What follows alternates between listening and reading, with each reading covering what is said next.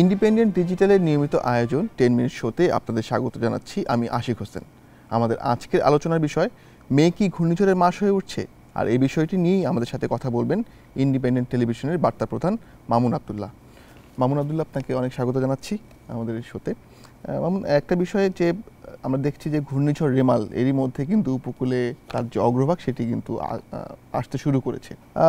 আমরা দেখি যে গত কয়েকটি ঘূর্ণিঝড়ের যে অভিজ্ঞতা, তাতে দেখতে পাই যে মানুষ যারা উপকূলে থাকেন তারা আশ্রয়কেন্দ্রগুলোতে যেতে এক ধরনের অনীহা প্রকাশ করেন। এটি আসলে কেন? ধন্যবাদ আশিক। আপনি ঠিকই বলেছেন, আমাদের দেশের মানুষ ঘূর্ণিঝড়ে আশ্রয়কেন্দ্রে যেতে চায় না। আশ্রয়কেন্দ্রে কেন যাবে? আশ্রয়কেন্দ্রগুলো সারা বছরই অব্যবহৃত থাকে, পরিত্যক্ত অবস্থায় পড়ে থাকে। এক রাতের জন্য তারা যখন যেখানে যায় সেখানে থাকার উপযোগী কোনো পরিবেশ থাকে না। কারণ সেখানে কোনো শৌচাগার থাকে না, কোনো ভেন্টিলেশন ভালো সিস্টেম নাই, কিংবা যেই মাটিতে কিংবা যে ফ্লোরে তারা থাকবে সেটা অপরিচ্ছন্ন থাকে।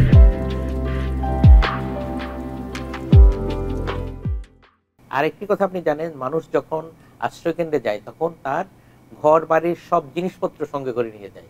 এটি আমাদের একটি বৈশিষ্ট্য।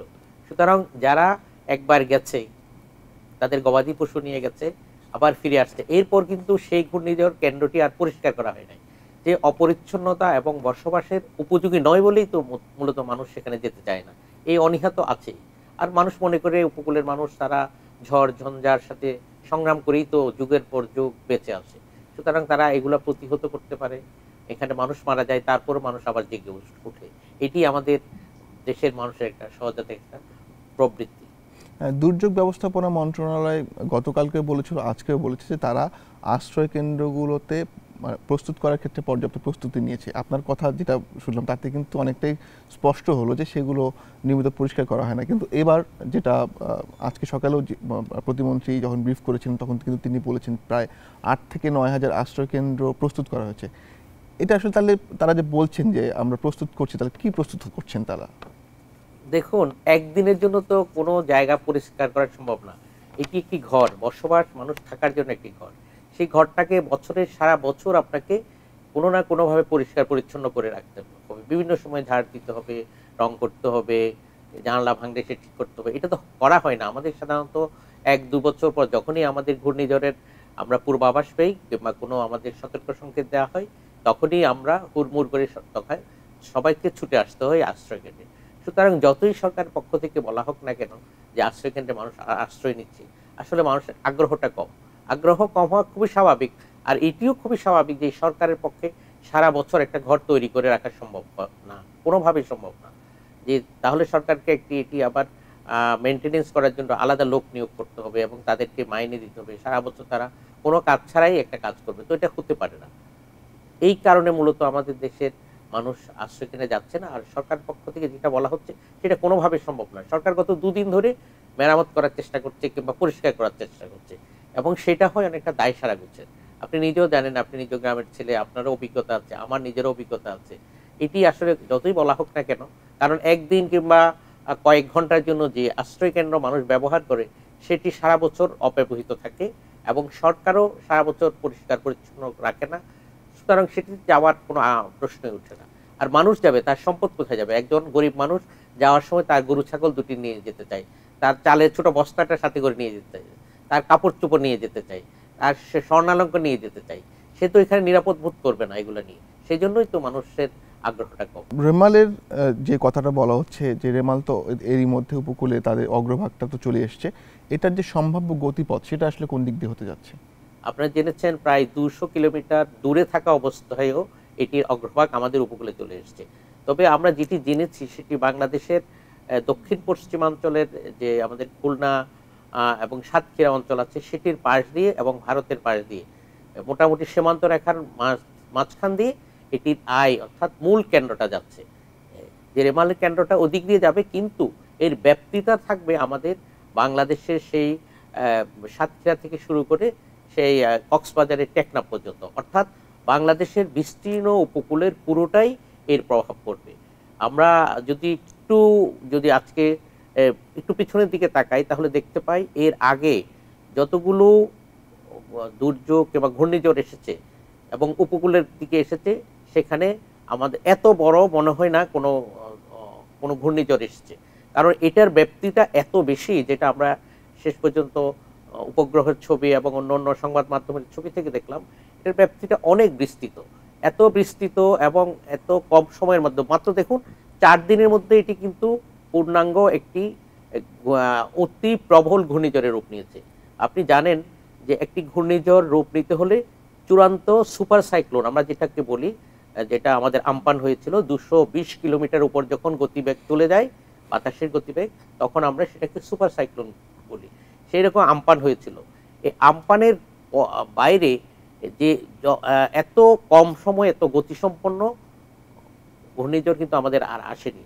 যেটি আসছে আমরা মনে করছি এটির গতিপথ এখন এটির এখন বাতাসের গতি এখন আমরা যতটুকু জেনেছি যে প্রায় 120 কিলোমিটার আছে কেন্দ্রের মধ্যে, এবং এটি যখন ল্যান্ডফল হবে অর্থাৎ উপকূল অতিক্রম করবে সেই গতি 135 কিলোমিটার পর্যন্ত বিস্তৃত হবে।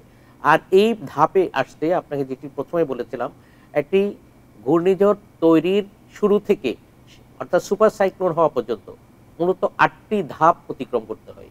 তার 8টি ধাপের মধ্যে শুরু হয় লঘুচাপ দিয়ে, তারপর সেটি হয় সুস্পষ্ট লঘুচাপ, তারপর সেটি রূপান্তরিত হয় নিম্নচাপ, তারপর সেটি হয় গভীর নিম্নচাপ, গভীর নিম্নচাপতে পরে হয় ঘূর্ণিঝড়, তারপর সেই ঘূর্ণিঝড় হয় আপনার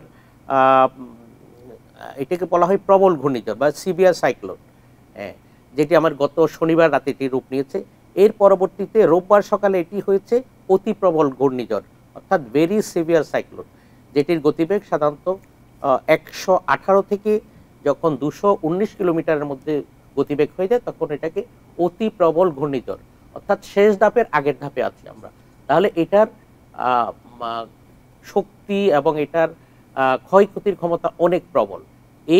এই ঘূর্ণিঝড় যদি আমাদের উপকূলে আঘাত হানে এবং সেটি অনেক ক্ষয়ক্ষতির আশঙ্কা করা হচ্ছে। আর আপনি জানেন এখন যেটি ভারত উত্তর বঙ্গোপসাগর থেকে সরাসরি এটি দক্ষিণ থেকে এখন সরাসরি উত্তরের দিকে যাচ্ছে, অর্থাৎ সাগর থেকে সোজা বাংলাদেশের দিকে এগুচ্ছে এবং এটি কোনো বাঁক পরিবর্তন করছে না। তো বাঁক পরিবর্তন করার পর হয়তো এটার গতি আরো কমতে পারত, কিন্তু যেহেতু সরাসরি এটি উত্তর দিকে এসে আমাদের উপকূলে দিয়ে পার হওয়ার একটা সম্ভাবনা দেখা দিয়েছে, সেহেতু আশঙ্কা করা হচ্ছে যে এখানে ব্যাপক ক্ষয়ক্ষতি হতে পারে। আর আমরা জানেন আমাদের মানুষ প্রকৃতিগতভাবে এটা মানুষের প্রস্তুতি আছে, যতই বিপন্ন হোক যতই ক্ষয়ক্ষতি হোক মানুষ কিন্তু আবার ঘুরে দাঁড়ায় এবং মানুষ মনে করে যে শেষ মুহূর্তে হয়তো তার আশ্রয়ের সন্ধানে যাবে। এখনো আমরা উপকূল থেকে যে খবর পেয়েছি মানুষ এটাকে খুব একটা গা মাখছেন না, বাতাস শুরু হয়ে গেছে, ঝড় শুরু হয়ে গেছে, এই শক্তির কাছে মানুষ আমি আশা করি এবারও পরাজয় হবে না, মানুষ আবার ঘুরে দাঁড়াবে। একটা বিষয় আপনি নিশ্চয়ই খেয়াল করেছেন যে গত কয়েক বছর ধরে আমরা দেখছি যে এই মে মাসেই বেশি ঘূর্ণিঝড়গুলো আসছে, প্রবণতাটা বাড়ছে, এটার কি কোনো বিশেষ কারণ আছে? প্রকৃতিগত কারণে আপনি যখন মে মাস সাধারণত এপ্রিল মে জুন এটা সাধারণত একটা গরমের মাস থাকে, এই গরম থেকে যখন বাতাসের মধ্যে যখন গরম বাতাসের পরিমাণ বেড়ে যায় সেখান থেকে তো ঘূর্ণিঝড় সৃষ্টি হয় আমরা সাধারণভাবে যদি বলে থাকি। তাহলে যেহেতু গরমের মাস, এই গরমের মাসেই সাধারণত দেখা যায় সাগরে বড় বড় ঘূর্ণিঝড়গুলো হচ্ছে এবং অতীত ইতিহাসও সেটি বলছে। সুতরাং এই মাসটা প্রকৃতিগতভাবে হয়ে থাকে। আর এখানে ক্ষয়ক্ষতিটা কেন হচ্ছে আমাদের দিকে ধেয়ে আসে, আপনি দেখেন বাংলাদেশের অবস্থানটা যদি ভৌগোলিকভাবে দেখেন, আপনি দেখবেন থাইল্যান্ড, শ্রীলঙ্কা, ইন্ডিয়ার মাঝখান থেকে একটা পানেলের মতো জায়গা অর্থাৎ একটা চোঙ্গার মতো জায়গা, ক্রমশ সেটি শুরু হয়ে আমাদের উপকূলে এসে শেষ হয়েছে। তো যেহেতু ঘূর্ণিঝড় বড় এলাকায় এটা উৎপন্ন হচ্ছে, সৃষ্টি হচ্ছে, এরপর এসে আঘাত করছে কিন্তু ছোট একটি জায়গায়, সুতরাং এই আঘাতটা যদি সরাসরি হয় সঙ্গত কারণে এটি ব্যাপক হওয়ার কথা এবং বাস্তবে সেটি হতে যাচ্ছে।